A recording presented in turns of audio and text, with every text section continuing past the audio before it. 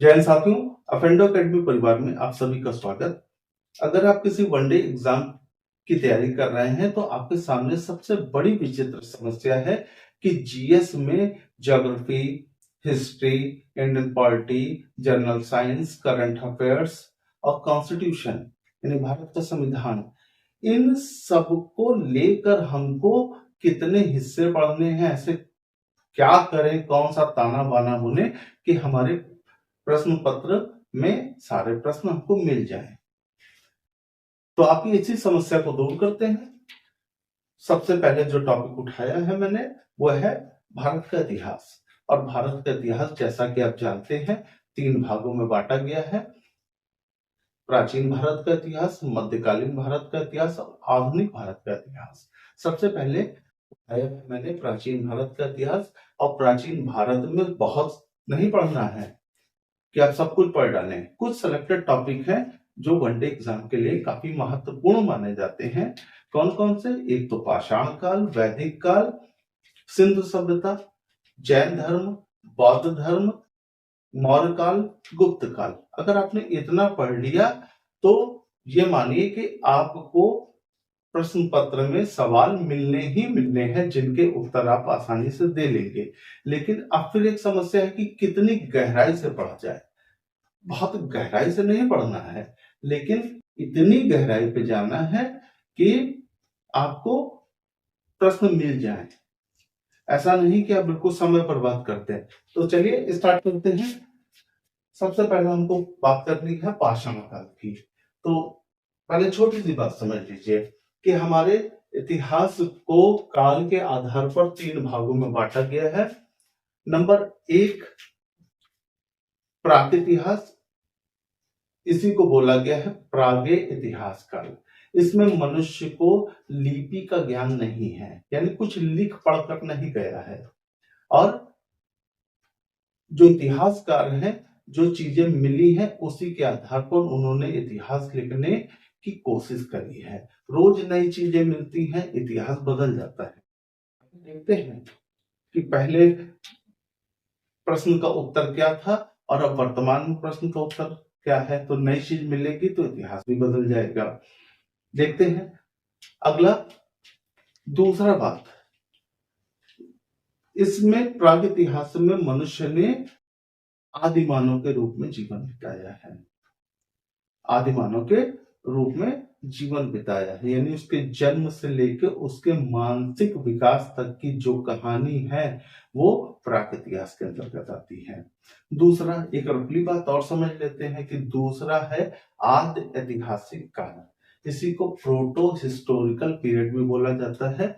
और इस काल में मनुष्य को लिपि का ज्ञान तो हो गया था, लेकिन इतिहासकार उस लिपि को अभी तक पढ़ नहीं पाए हैं, जैसे सिंधु सभ्यता की लिपि और वैदिक काल की लिपि। तीसरा जो काल आता है वो ऐतिहासिक काल है। इसमें जितनी भी चीजें हैं आसानी से पढ़ी जा सकती हैं, भले वो सिक्के में लिखा हो, किताबों में लिखा हो, अरबी में लिखा है, तुर्की में लिखा है, जो भी लिखा है वो लोगों ने आसानी से इतिहासकारों ने पढ़ लिया और आसानी से इतिहास लिख लिया है। तो हमको बात करनी है पाषाण काल की। क्या समझना है हमको कि काल के आधार पर इतिहास का विभाजन अगर हम देखते हैं साथियों तो क्या समझ आता है हमको कि काल के आधार पर इतिहास का जो विभाजन है, नंबर 1 है प्राक इतिहास,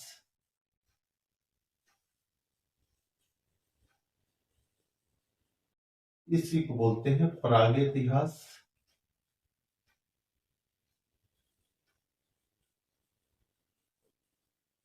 इसी को इंग्लिश में क्या बोलते हैं साहब? Pre historical period.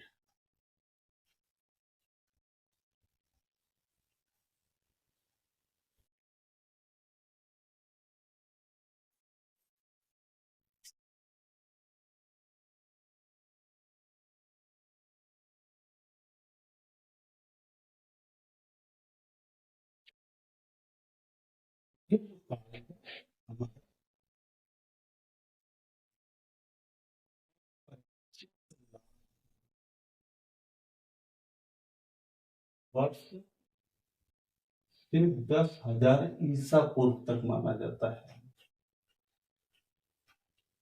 यहाँ पे पहला पॉइंट समझ आएगा आपको कि प्रागैतिहास या प्रागैतिहास का अगर हम पीरियड देखते हैं तो ये 25 लाख वर्ष से 10,000 ईसा पूर्व तक का माना जाता है। चलिए दूसरा पॉइंट क्या समझते हैं, बहुत महत्वपूर्ण है कि भारत में प्रागैतिहास का मुख्यालय कहाँ है। ये सवाल आया हुआ है। भारत में प्रागैतिहास का मुख्यालय कहाँ है साहब? नागपुर। याद रखिएगा कहाँ पर है, नागपुर में है। अगर हमको पाषाण काल का इतिहास जानना है तो हमको खुदाई करके चीज निकालनी पड़ेगी, क्योंकि जैसे मनुष्य के अस्थि पिंजर है वो तो जमीन के अंदर दफन है, जितने भी औजार हैं वो भी जमीन के अंदर दफन है, तो उनकी खुदाई करनी पड़ती है। तो जो खुदाई करने का तरीका है वो इतिहास में आर्कियोलॉजी कहलाता है, यानी पुरातत्व कहलाता है। तो भारतीय पूछ लेता है कि भारत में पुरातत्व का जनक किसे कहा जाता है, तो याद रखिएगा कि जो चीजें मिलने का आधार है इस काल की,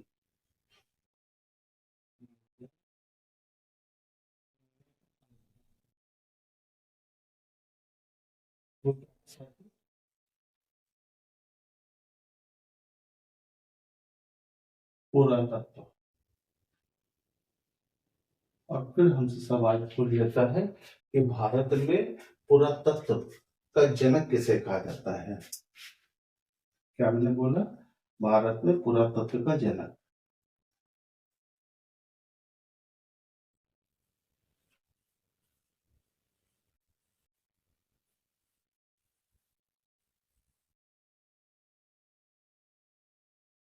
तो भारत में पुरातत्व का जनक किसे साथी बोलते हैं हम लोग?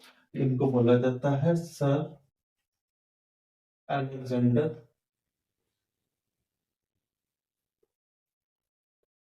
कनिंघम।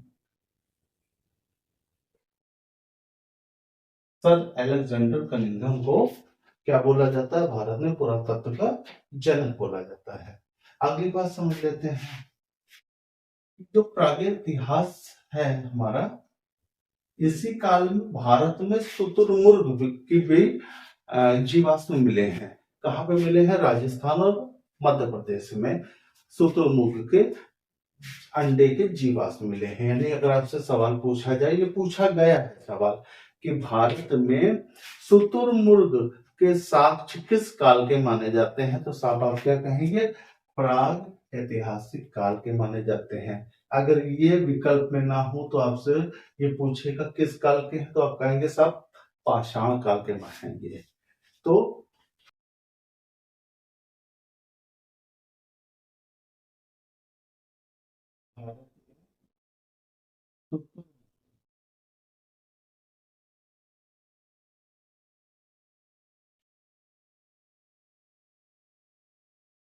इसी काल में,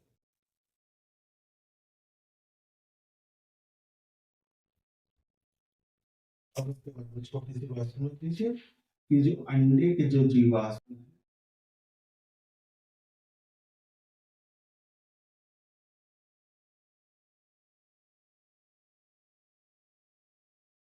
वो कहाँ से मिले हैं?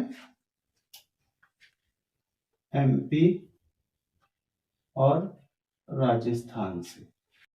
अगर आपसे पूछ लिया जाए कि वर्तमान में पुरातत्व विभाग किस मंत्रालय के अंतर्गत आता है, तो याद रखिएगा सांस्कृतिक मंत्रालय के अंतर्गत आता है, यानी मिनिस्ट्री ऑफ कल्चर के अंतर्गत आता है। और ये मंत्रालय जितने भी होते हैं सब नई दिल्ली में होते हैं। ठीक है, तो यहाँ तक उम्मीद करें आपको बात समझ आ गई होगी। पहले और कर लीजिए, फिर आगे की बात करते हैं। हमने क्या क्या सीख लिया कि जो पाषाण काल है वो किसके अंतर्गत आता है? प्राग ऐतिहासिक काल के अंतर्गत आता है। ये जो काल है इसका अगर समय देखा जाए तो 25 लाख वर्ष से 10,000 ईसा पूर्व तक के काल को माना जाता है। जो इसमें खुदाई में चीजें प्राप्त होती हैं उसको क्या कहा जाता है? पुरातत्व। पुरातत्व के आधार पर निकाली जाती है। भारत में पुरातत्व का जनक किसे कहा जाता है? सर अलेक्जेंडर कनिंघम को भारत में पुरातत्व का जनक कहा जाता है। वर्तमान में पुरातत्व विभाग किस मंत्रालय के अंतर्गत आता है? तो सांस्कृतिक मंत्रालय भारत सरकार के अंतर्गत आता है। फिर मैंने आपको बात बताई कि इसी काल में शुतुरमुर्ग थे, और शुतुरमुर्ग के जो अंडे के जीवाश्म के साक्ष्य मिले हैं वो मध्य प्रदेश और राजस्थान से मिले हुए हैं। आइए अब आगे बात करते हैं। मैंने बोला कि इस काल में जो मनुष्य है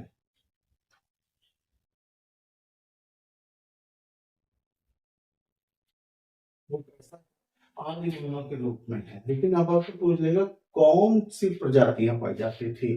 जैसे आपने होमो सैपियंस का नाम सुना होगा। इन सबसे समझदार जो पुरुष हैं जो हम लोग हैं वो हम लोग कौन है? होमो सैपियंस हैं। तो सबसे पहले अब बात करते हैं हम लोग कि इस काल में जो आदि मानव था उसको किस जो प्रजाति थी उसको कहा क्या जाता था। तो मनुष्य की जो आदि मानव प्रजाति थी वो कौन कौन सी थी? पहली है क्रो-मैग्नन,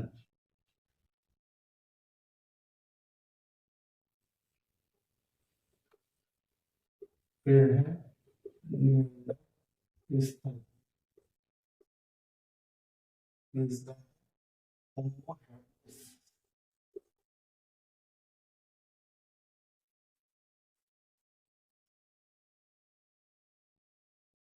और चौथा है होमो इरेक्टस।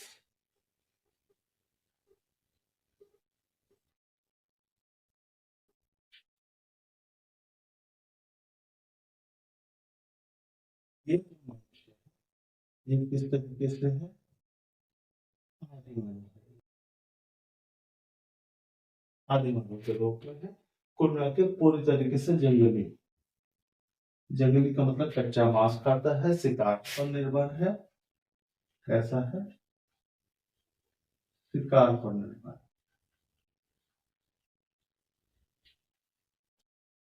यहाँ तक कोई समस्या?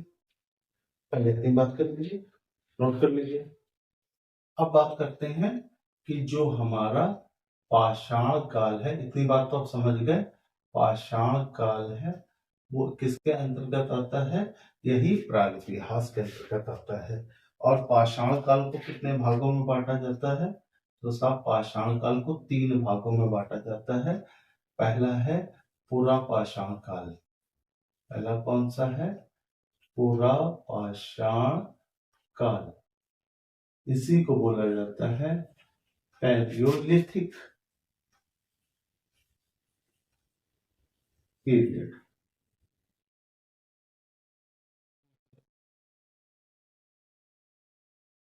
मध्य पाषाण काल।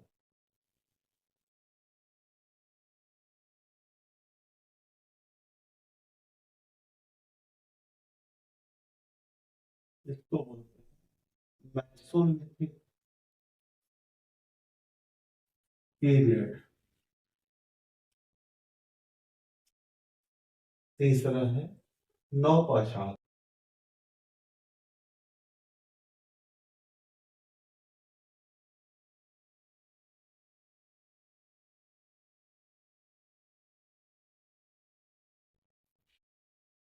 इसको बोलते हैं नियोलिथिक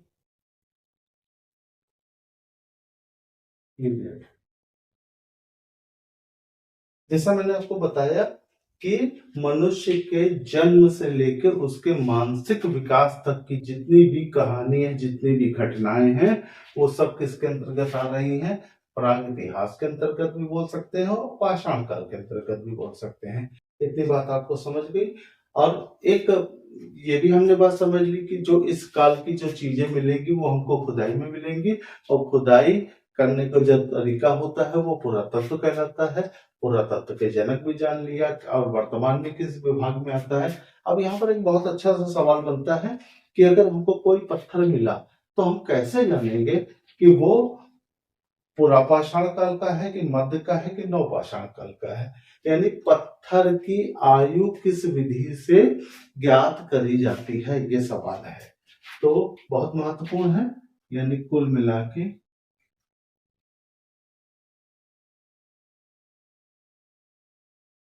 पत्थर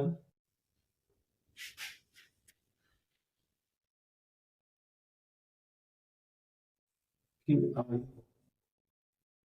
की गणना।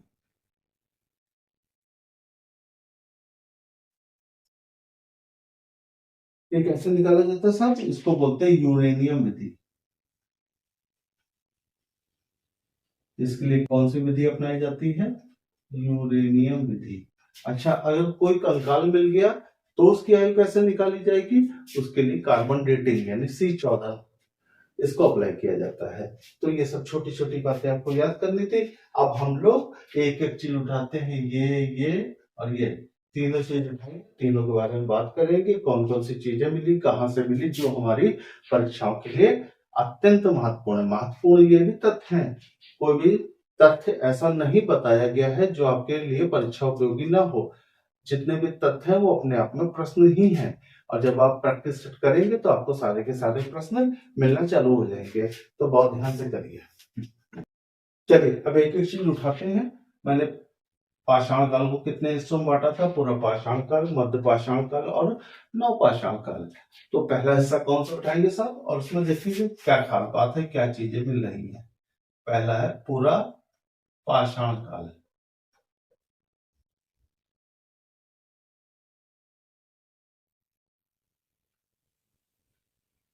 इस काल की सबसे अहम बात समझो। इस काल की सबसे अहम बात साहब ये है कि मनुष्य शिकार पर निर्भर है।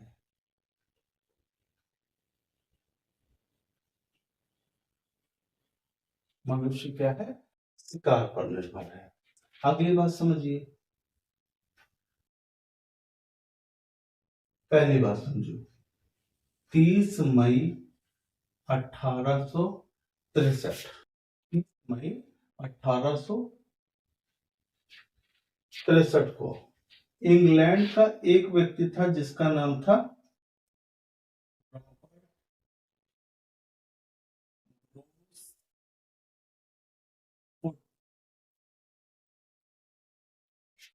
Robert Bruce foot. इसने क्या काम किया है? तो इसने जो काम किया है, इसने तमिलनाडु के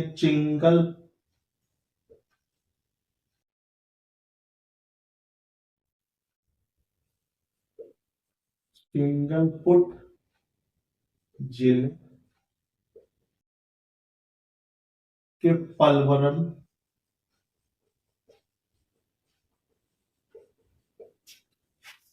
हाँ, तो सब मैं क्या बता रहा था आपको कि सबसे पहले जो चीज यहाँ पर मिलती है हमको, खास बातचीत जो मिल रही है कि 30 मई 1863 को इंग्लैंड के रॉबर्ट ब्रूस फुट लिख देते हैं, ऐसा ना भूल जाए आप। ये कहाँ का है साहब? इंग्लैंड। इंग्लैंड के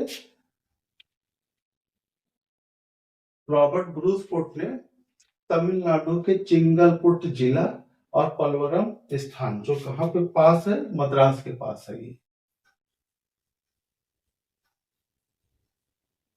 मद्रास के पास। यहाँ से एक हस्त कुठार निकाला, खोज निकाला। हस्त कुठार का मतलब, हस्त का मतलब हाथ और कुठार का मतलब कुल्हाड़ी, यानी क्या खोज निकाला? हस्त कुठार।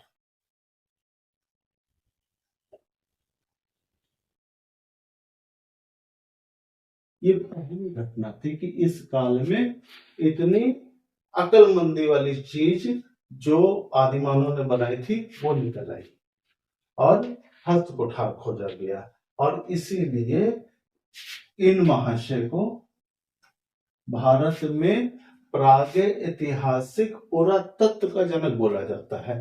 पर समझिएगा, अगर आपसे कहा जाए कि भारत में प्रागैतिहासिक पुरातत्व का जनक किसे कहा जाता है, तो किसे कहा जाता है? रॉबर्ट ब्रूस फुट को कहा जाता है। कहाँ के थे ये? इंग्लैंड के थे। इन्होंने क्या खोजा साहब? इन्होंने हस्त कुठार खोजा था। कहाँ से खोजा था? तमिलनाडु हो सकता है आपके विकल्प में। चिंगलपुट जिला है और पलवरम स्थान है जो कहाँ पर है? मद्रास के पास। इसीलिए इस पूरी संस्कृति को अगर देखा जाए तो पहले एक छोटी सी जो जरूरी बात थी वो लिख देते हैं। तो जरूरी बात आपने क्या समझी कि भारत में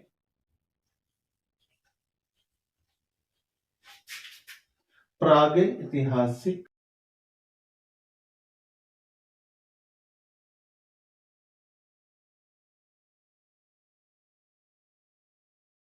पुरातत्व का जनक।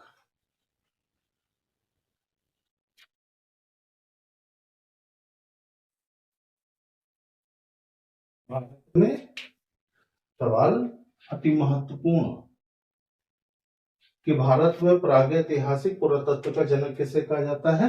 रॉबर्ट ब्रूस फोर्टनेक को कहा जाता है। यहाँ तक उम्मीद करें आपको बात समझ आ गई। अब यहाँ पर इस खोज के बाद इस पूरे को देखो कहाँ पे मिल रही है? मद्रास में मिल रही है। तो इसीलिए इसको क्या बोला जाता है साहब? इसको मद्रास संस्कृति भी बोलते हैं।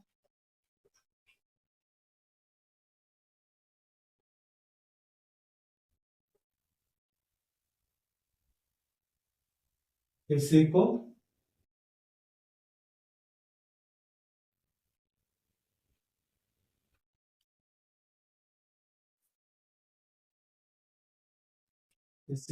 हैंड एक्स,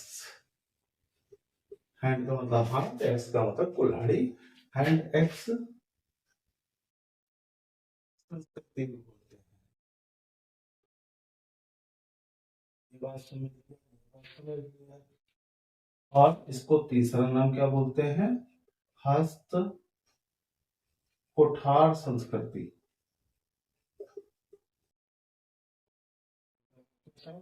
कुठार संस्कृति क्या क्या समझे हम लोगों ने? फिर समझ लेते हैं कि पूरा पाषाण काल में क्या क्या है। मनुष्य पूरी तरीके से शिकार पर निर्भर है।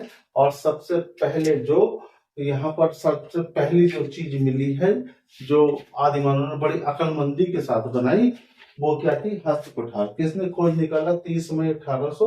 ये वनडे के एग्जाम के लिए महत्वपूर्ण नहीं है डेट, याद रखिएगा इसको, ज्यादा गौर भी मत करिएगा डेट को। तो रॉबर्ट ब्रूसफुट जो कहाँ के थे? इंग्लैंड के थे। इन्होंने तमिलनाडु के चिंगलपुट जिले पलवरम स्थान जो मद्रास के पास है वहां से एक हस्त कुठार निकल गया, यानी पत्थर था जो कुल्हाड़ी की तरह था, वो खोज निकाला। इसीलिए रॉबर्ट ब्रूसफुट को भारत में प्रागैतिहासिक पुरातत्व का क्या कहा जाता है सर? जनक कहा जाता है। अब इस खोज के बाद इस पूरे को क्या क्या बोला जाता है? इसी को मद्रास संस्कृति भी बोला जाता है, हैंड एक्स संस्कृति भी बोला जाता है, इसी को हस्त कुठार संस्कृति भी बोलते हैं। अब आपसे पूछ सकता है पेपर में मद्रास संस्कृति का संबंध किससे है? पूरा पाषाण काल, मध्य पाषाण काल या नव पाषाण काल से? तो आप कहेंगे साहब उसका संबंध किससे है? पूरा पाषाण से। अगर हो सकता तीनों विकल्प ना हो आपके सामने, ये हो प्रागैतिहासिक काल, आद्यैतिहासिक काल या ऐतिहासिक काल, या इनमें से कोई नहीं, तो आप बोलेंगे साहब किससे संबंध है? प्रागैतिहासिक काल से संबंध है। उम्मीद करें यहाँ तक बात समझ आ गई है। देखते हैं और क्या चीज मिली है। अगली बात समझो, अगली चीज क्या मिलती है? पश्चिमी पंजाब। ये कहां पे पड़ेगा साहब? पाकिस्तान। यहाँ पर सिंधु की एक सहायक नदी है, सिंधु की सहायक नदी, उसका नाम क्या है? सोहन नदी।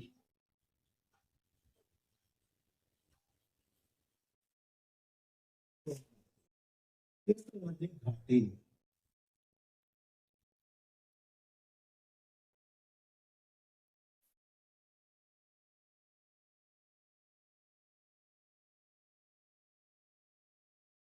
सोहन नदी घाटी में कुछ ऐसे पत्थर मिले हैं नदी में जो पानी की रगड़ से बहुत ज्यादा चिकने हो गए हैं। और कैसे हो गए हैं? चापर समझ रहे हैं, काटने के लिए जैसा होता है बड़ा सा चाकू, उस टाइप की एक तरफ धार से लग गई है। क्या मिले हैं बाबू? चिकने पत्थर। कैसे मिले हैं? फलकदार। इसीलिए इस संस्कृति को क्या बोलते हैं साहब? इसको वो क्या बोला जाता है? Chopper chopping. चॉपिंग का मतलब टुकड़े करना ना। चॉपिंग पेंफुल संस्कृति।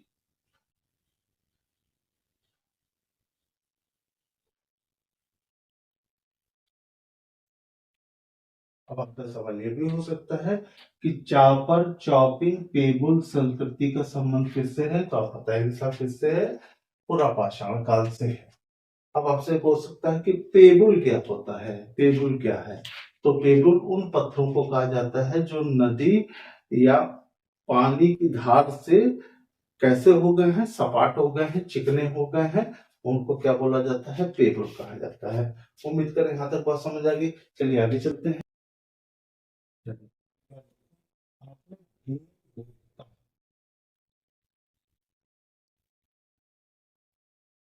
का नाम सुना? पहला सवाल हो सकता है ये। यहाँ पर क्या है? लगभग 600 गुफाएं मिली हैं। 600 में से लगभग 275 गुफाओं में कुछ चित्र बने हैं जानवरों के। मतलब जैसे भागते हुए कुछ जानवर हैं, उनके पीछे शिकार होता हो रहा है, इस टाइप से बने हुए चित्र मिले हैं। ये पहली घटना है कि अगर कोई चित्र मिला है पूरा पाषाण काल में, वो कहाँ मिला? भीमबेटका में। ये कहाँ पर है? तो सबसे पहला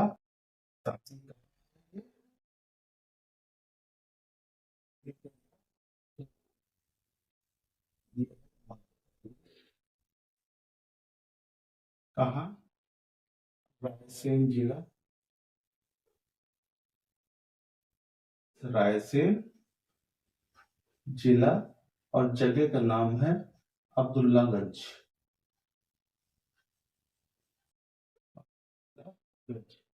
क्या मिला है साहब?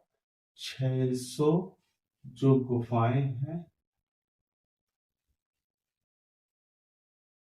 275 में, इसको ऐसे लिखा जाएगा शैलस्त्र चित्र।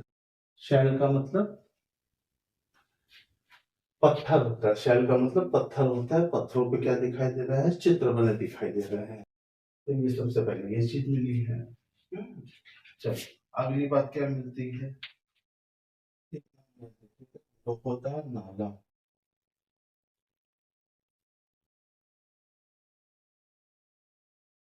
लोहदा नाला ये मिर्जापुर क्षेत्र में इसको बोला जाता है। लोहदा नाला कहाँ पड़ेगा? मिर्जापुर क्षेत्र में। गंगा की एक सहायक नदी है टोंस, और टोंस की सहायक नदी है बोलन। टोंस की सहायक नदी क्या है? बोलन। यानी बोलन नदी घाटी में लोहदा नाला क्षेत्र है। नाले से ही जैसा महसूस हो रहा है, तो नाला ही है। नाले का नाम है लोहदा नाला। वो उस नाले में हड्डी की एक मात्र देवी की मूर्ति मिली है।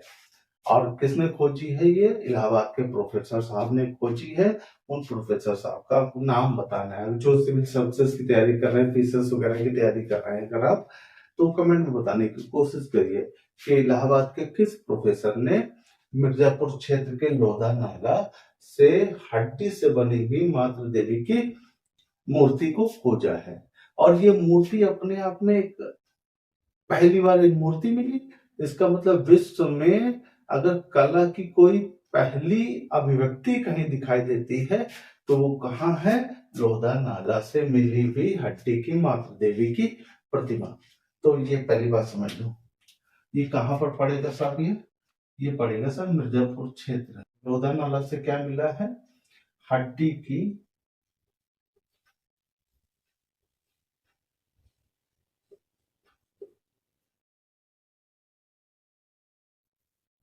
हड्डी की मात्र देवी की प्रतिमा। देवी की प्रतिमा। अब इसके बारे में बात समझ लो। ये क्या है? खास बात,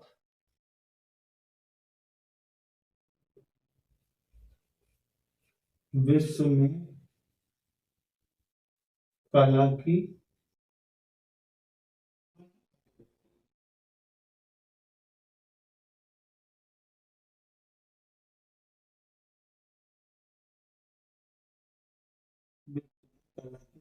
व्यक्ति जन्म मिली है, तो सब कहाँ मिली है? लोनावाला से।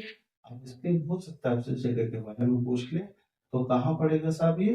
पहली बात तो यूपी में पड़ेगा साहब, है ना। उत्तर प्रदेश तो राज्य हो गया, यहाँ मिर्जापुर क्षेत्र हो गया,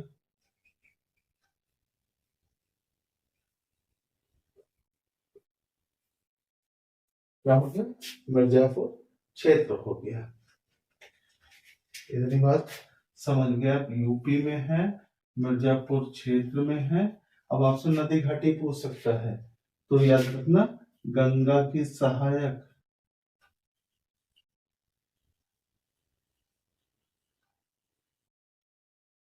कौन है साहब? टोंस नदी। और टोंस की सहायक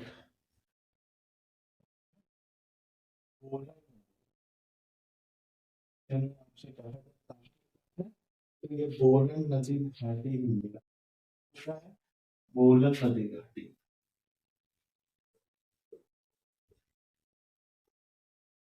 देखो कितने सारे सवाल बनते हैं, फिर एक बार रिपीट कर लेते हैं कि भीमबेटका कहाँ पर है? तो मध्य प्रदेश। कहाँ? रायसेन जिला, अब्दुल्लागंज। आजकल सवाल ऐसे ही पूछ लेता है, अब हमसे राज्य नहीं पूछता है, जगह रख देता है मैच कराने के लिए, तो हमारे लिए समस्या उत्पन्न हो जाती है। यहाँ पर क्या मिला है?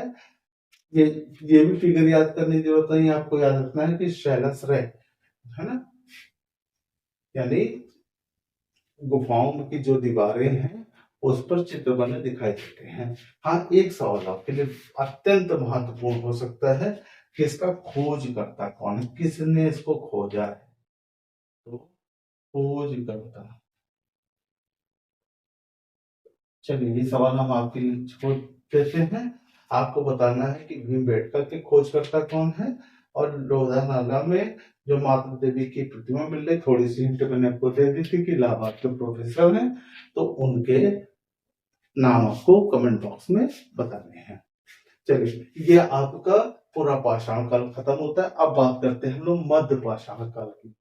चलो भाई, अगली बात करनी है साहब हमको मध्य पाषाण काल की।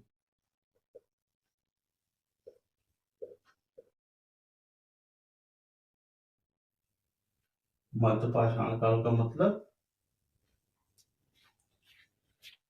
क्या जानते हैं साहब आप? Mesolithic age. Mesolithic period.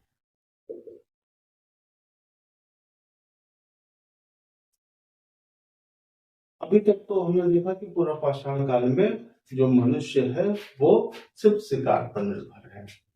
यहाँ पर हम क्या देखने वाले हैं कि मनुष्य थोड़ा सा समझदार हो गया है, और क्या क्या सीख गया है?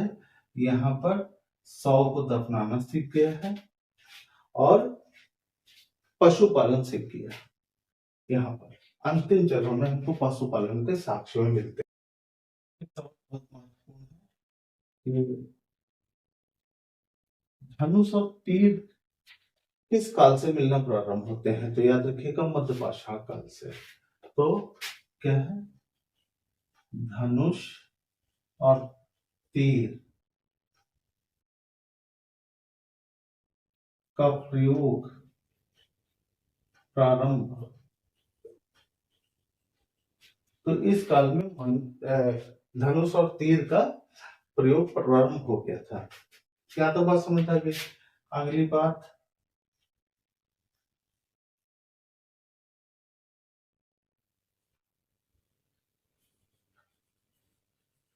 सौ दफन सीख लिया था, यानी इस काल के मानव ने सौ को दफन करना सीख लिया था। यानी इसी काल में अस्थि पिंजर मिलना चालू होते हैं। अगर आपसे कहा जाए कि मनुष्य के अस्थिपिंजर कहाँ से मिलना चालू होते हैं? तो आप कहाँ बताएंगे कि मध्य पाषाण काल में। यानी क्या समझ आया हमको? अस्थिपंजर मिलना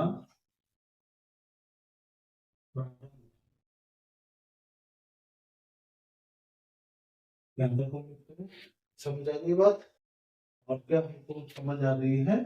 अगला पॉइंट कि साहब पशुपालन सीख लिया।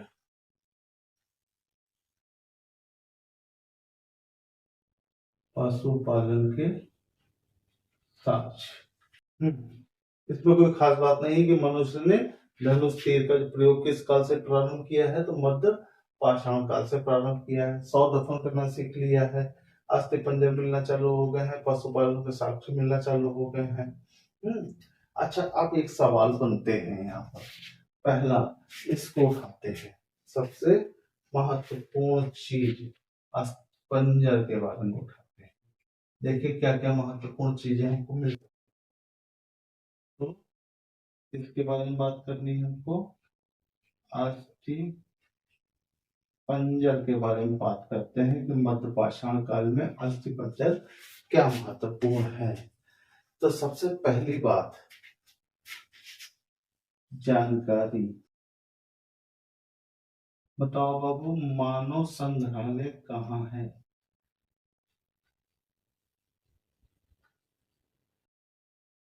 मानव संग्रहालय, मानव संग्रहालय कहाँ पर है? भारत में मानव संग्रहालय कहाँ पर है साहब? तो ये कहाँ पर है? भोपाल। इसका नाम है ना? तो इसका नाम है मानव संग्रहालय। चलिए मैं बोल रहा हूँ, लिख लीजिएगा। क्या नाम है? इंदिरा गांधी मानव संग्रहालय कहाँ पर है? भोपाल में। अच्छा, अब आपसे फिर एक सवाल बहुत अच्छा सा बन जाएगा कि भारत में पहला अस्थि पंजर कहाँ मिलता है?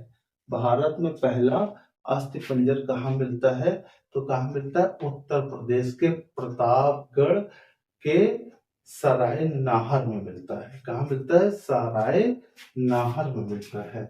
तो क्या समझ आया हमको कि पहला अस्थि पंजर का साक्ष्य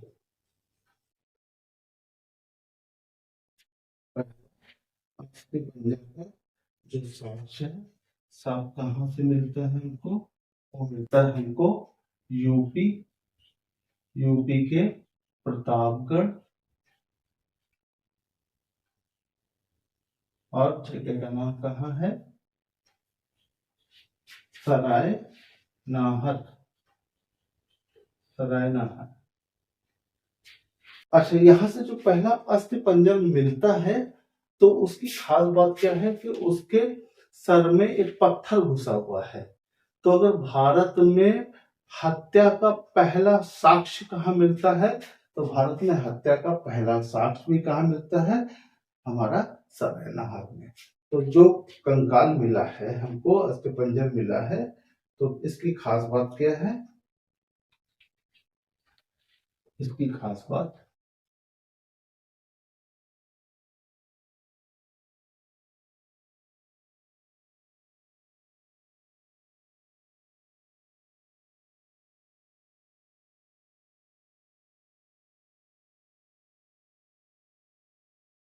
सर पर पत्थर घुसा है।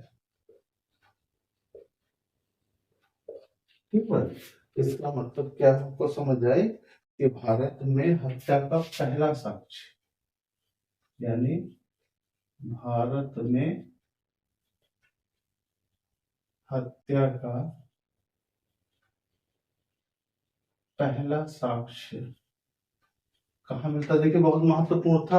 एक बार फिर आपके सामने रिपीट कर देते हैं कि धनुष तीर का प्रयोग कब से आरंभ होता है? तो आप कहेंगे साहब कब से आरंभ होता है? मध्य पाषाण काल से होता है। 100 दफन जो प्रक्रिया है वो किस काल में अपनाई गई है? तो मध्य पाषाण काल में अपनाई गई है। अस्थिपिंजर मिलना प्रारंभ होते हैं, पशुपालन मिलना प्रारंभ, इसके बारे में बात करते हैं। तो अस्थिपंजर पहला अस्थिपंजर का साक्ष्य कहाँ मिलता है भारत में? वो कहाँ मिलता है? यूपी के प्रतापगढ़ सराय नहर में मिला, और जो अस्थिपंजर मिला है उसके सर में पत्थर घुसा हुआ है। इसका मतलब उसकी हत्या करी गई थी। इसका मतलब वो यह हुआ कि भारत में हत्या का प्रथम साक्ष्य कहाँ मिलता है? तो वो कहाँ मिलता है? सराय नहर में मिलता है। यहाँ तक कोई समस्या? यही एक और चीज देखते हैं। यही प्रतापगढ़ में महदहा है जगह का। जगह का नाम क्या है? महदहा। तो यहाँ पर एक वो मिला है, एक कब्र ऐसी मिली है जिसमें पुरुष और स्त्री का एक साथ दफनाने का साक्ष्य मिला है, यानी स्त्री और पुरुष दोनों को एक साथ दफना दिया गया। तो इसका मतलब है कि बहुत प्यार करने वाले लोग होंगे या एक साथ मरे होंगे, या मार के डाला गया होगा, जो भी स्थिति रही हो, क्योंकि एक साथ तो दोनों मर नहीं सकते हैं। तो फिलहाल आपको इतना पेपर में इतना आया है कि पुरुष और स्त्री को एक साथ दफनाने का साक्ष्य कहाँ मिलता है? तो कहाँ मिलता है? प्रतापगढ़ के महदहा में। और ये प्रतापगढ़ कहाँ है? यूपी। और प्रतापगढ़ में सबसे ज्यादा क्या पैदा होता है? आंवला पैदा होता है। आंवला नगरी भी कहा जाता है ना, इतने ज्ञानी तो नहीं है आप लोग।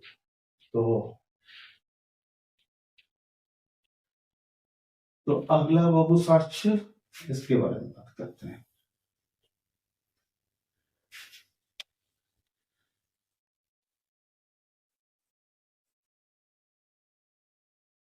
स्त्री और पुरुष को एक साथ दफनाने का साक्ष्य, एक साथ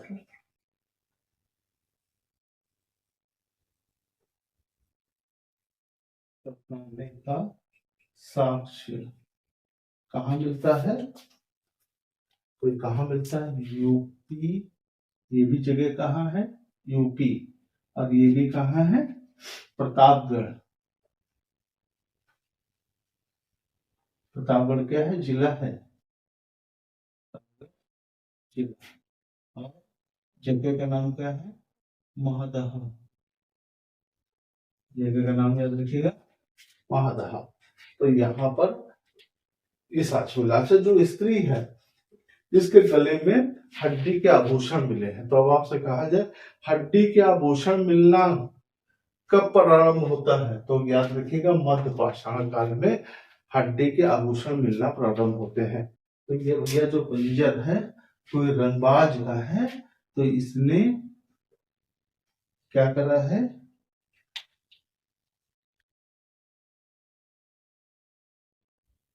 हड्डी के आभूषण पहने हैं। हड्डी के आभूषण पहने हैं इसने। तो इतनी बात समझ गए? इतनी बात समझ गए। अब एक सवाल फिर बनता है कि भारत में सबसे ज्यादा अस्थि पंजर कहाँ से मिलते हैं? ये तो अभी हमने आपको बताया, हत्या का साक्ष्य वाला कहाँ से मिला है। इसके बाद स्त्री और पुरुष एक साथ दफना दिए गए, वो साक्ष्य। सवाल ये है कि सबसे ज्यादा कहाँ मिला है?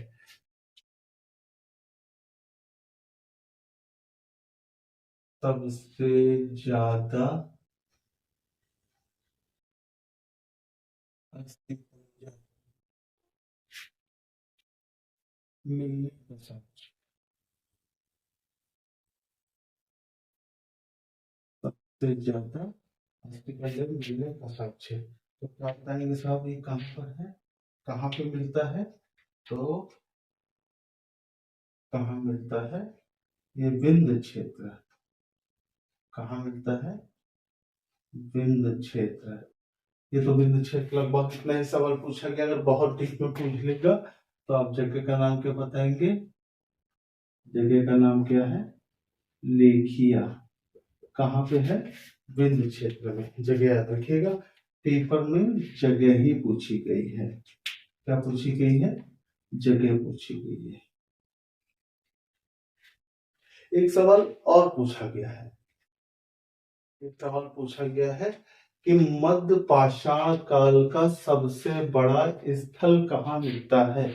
एक सवाल ये है, पहले इसको देख लेते हैं इसी में। तो अगला, मध्य पाषाण काल का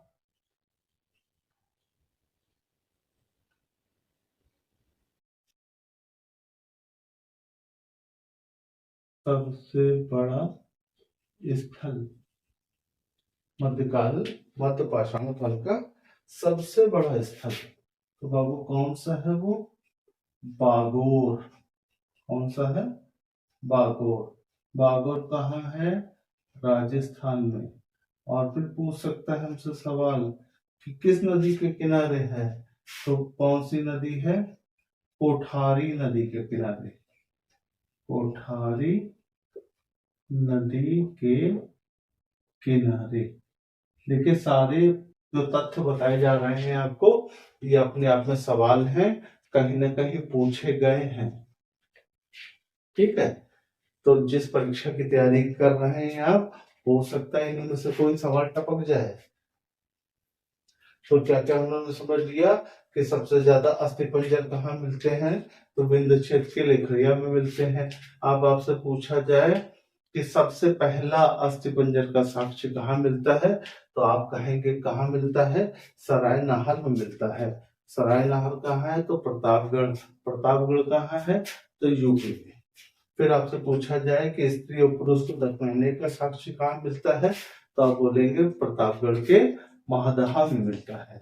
और जो स्त्री है उसके गले में एक माला पड़ी हुई है हड्डी की, तो इसका मतलब हड्डी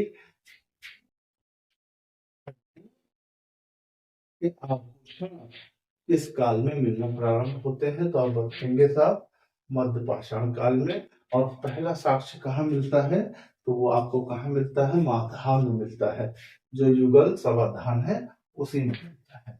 यहाँ तक बात समझ गए? ठीक है, अब हम लोग बात करेंगे पशुपालन की, कि पशुपालन का साक्ष्य कहाँ से मिलता है। अब मेन है सबसे अहम बात, यहाँ मध्य पाषाण काल में पशुपालन की जानकारी मिलती है। ठीक?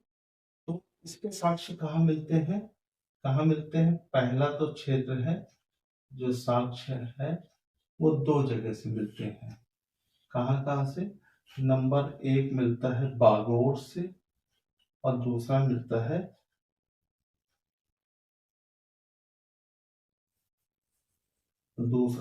है आदमगढ़ से।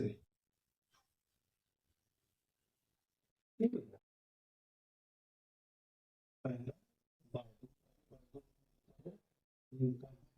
पहला राजस्थान में किस नदी के किनारे है, तो आप कहेंगे कोठारी नदी। कोठारी नदी किसकी सहायक है? वो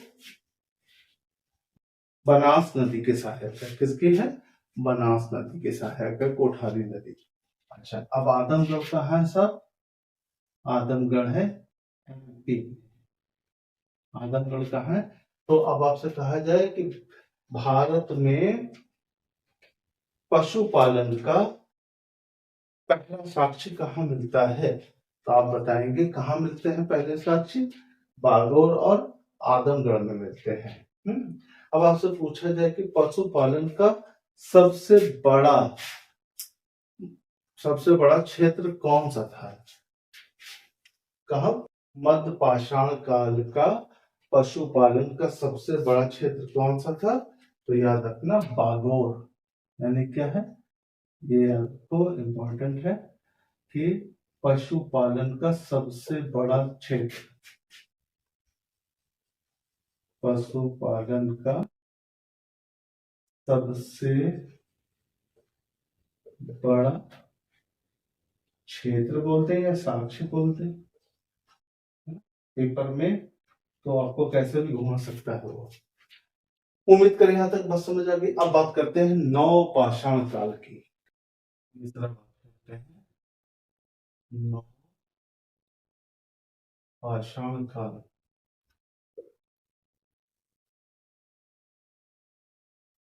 यानी नियोलिथिक एज, है ना, लिखने की जरूरत नहीं है, इतने अकलमंद हो गए हैं आप कि नवपाषाण को क्या बोलते हैं, नियोलिथिक एज, पूछा भी नहीं जाता है।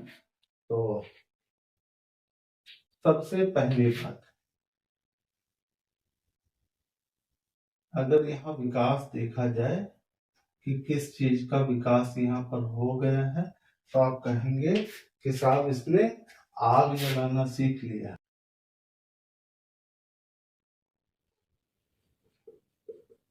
आग जलाना सीखा, पहिया बनाना सीख लिया था।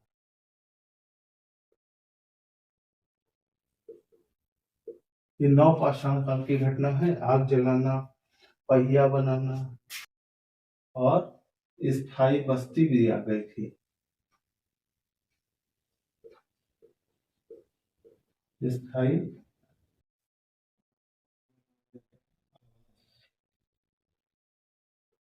और आगे तक खाना बदोश जीवन था कि इधर से उधर लोग चलते ही रहते थे, जहां शिकार मिला वो कर लेते थे। इसके बाद स्थायी आवास के भी यहाँ साक्ष्य मिलते हैं। ठीक है भाई, यहाँ तक कोई समस्या? और क्या मिलता है?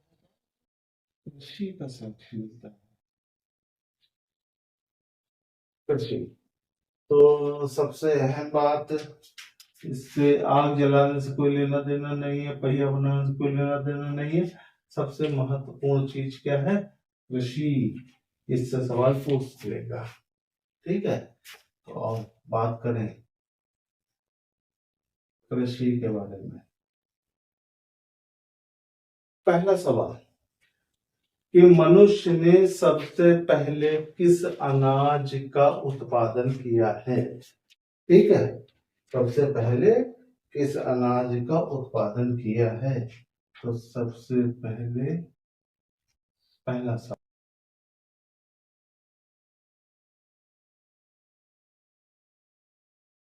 पहला प्रयुक्त अनाज, यानी सबसे पहले मनुष्य ने किस अनाज को प्रयोग में लेके आया है?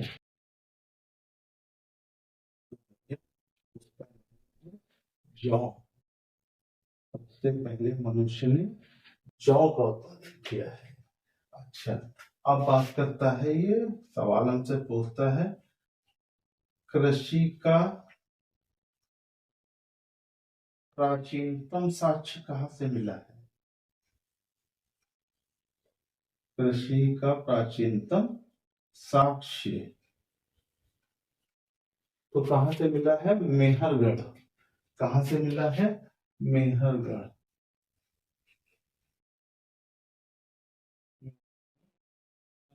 बलूचिस्तान।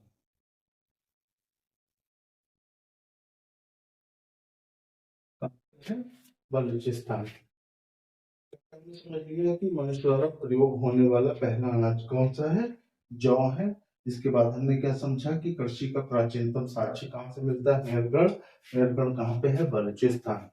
अब ये आंकड़ा पुराना हो गया, ये पुरानी जो परीक्षाएं थी उसमें ही काम आता था।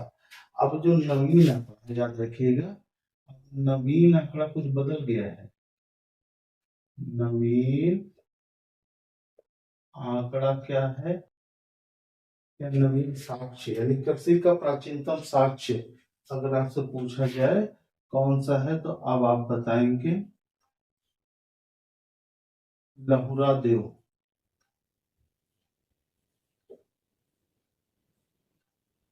कौन सा है? लहुरा देव। ये कहाँ पे है? संत कबीर नगर। संत कबीर नगर। और संत कबीर नगर कहाँ है बाबू? यूपी। यानी यूपी काफी मामलों में इतिहास की पकड़ रखता है। चावल का प्रथम साक्ष्य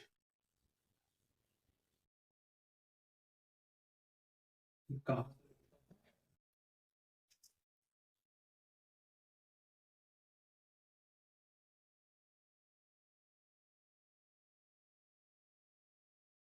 कोल्ड। ये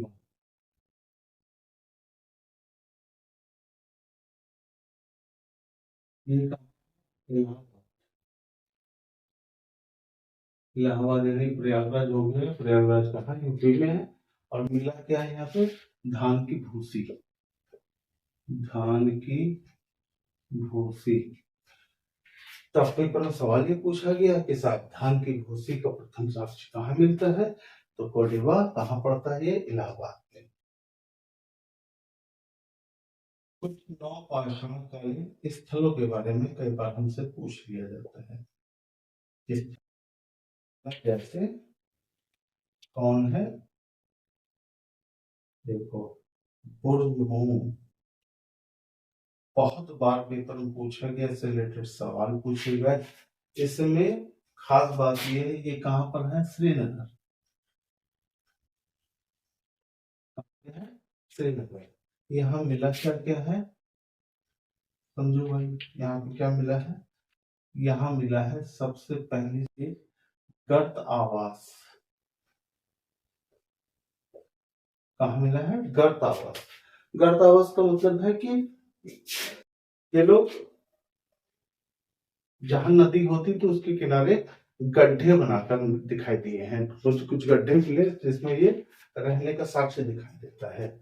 और यहीं पर आदमी के साथ कुत्ता दफनाने का साक्ष्य मिला है। यदि आपसे पूछा जाए आदमी के साथ कुत्ता दफनाने का साक्ष्य कहाँ मिलता है, तो बुर्ज-होम में मिलता है। और बुर्ज-होम कहाँ, श्रीनगर में। क्या समझ आई हमको, आदमी के साथ कुत्ता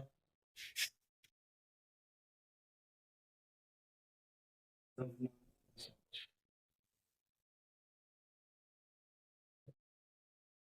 दूसरी कई बार पेपर में पूछी गई है कि चिरांद किससे संबंधित है, तो चिरांद कहाँ पड़ेगा बाबू, बिहार में। हमसे सिर्फ इतना ही पूछा गया, चिरांद का संबंध किस काल से, नवपाषाण काल, मध्य पाषाण काल कि पुरापाषाण काल, किससे संबंध है, इसका संबंध नवपाषाण काल से है।